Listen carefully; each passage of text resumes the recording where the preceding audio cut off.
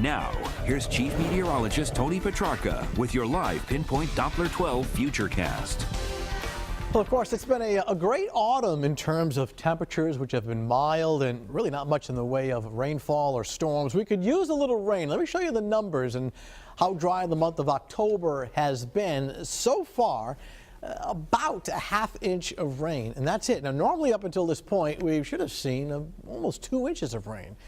Not much out there this evening, and at least in the short term, I don't see any widespread rain or big storms. Tracking two cold fronts over the next several days. One will come through over the weekend, give us a couple of showers Saturday night. A stronger one for later next week. And that'll really bring in some colder air. In fact, by the end of next week, temperatures running below average. And it may be the start of a trend or a change in the weather pattern, which will feature below average temperatures perhaps for the remainder of the month of October. So we'll keep you updated in the coming days and weeks. Gloucester's at 48, mid-50s in Newport, here in Providence 52. So it is certainly cooler than what we had last night, when temperatures were in the 60s a better part of the night. But moonlit skies in Providence right now widen out the view. You can see all the clear weather, clouds and showers to our north. We'll stay away some clouds offshore. So looking good this evening and overnight. Getting real close. We'll switch it into Futurecast mode. Just find the spot you're interested in and just watch the clock here as we take you through the overnight under mainly clear skies. Now notice tomorrow morning, fair weather clouds moving in, mixing with the sunshine. It's a nice start to the day. It's dry.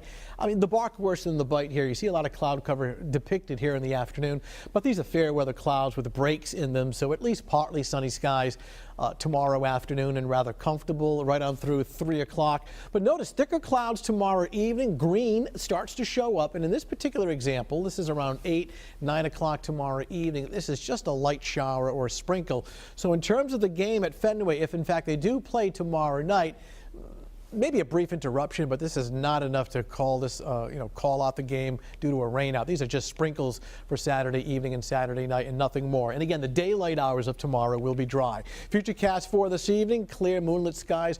We'll call it cold compared to what we had last night when it was in the low 60s. Tomorrow morning, sunshine rising through the upper 50s, and during the afternoon hours, looking at sunshine through increasing clouds, more than likely becoming mostly cloudy by late in the day, but overall dry and comfortable with a daytime high temperature topping out in the mid-60s. Sunday still looks good. Sunshine in the mid-60s. Okay for Monday. Cooler at 63.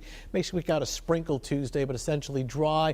Notice the colder or cooler temperatures by the middle and the end of next week. Again, Fenway, not quite sure when the game will start. If it's a day game, it'll be dry. If it's a night game, there's a chance for a few sprinkles and nothing more than that. Patriots playing the Jets in New Jersey. Kickoff time is at 1 o'clock. Weather looks fine for that sunshine and a temperature at 64. That second strong cold front by the middle and the end of next week, boy, that'll really bring in sharply cooler to colder weather here.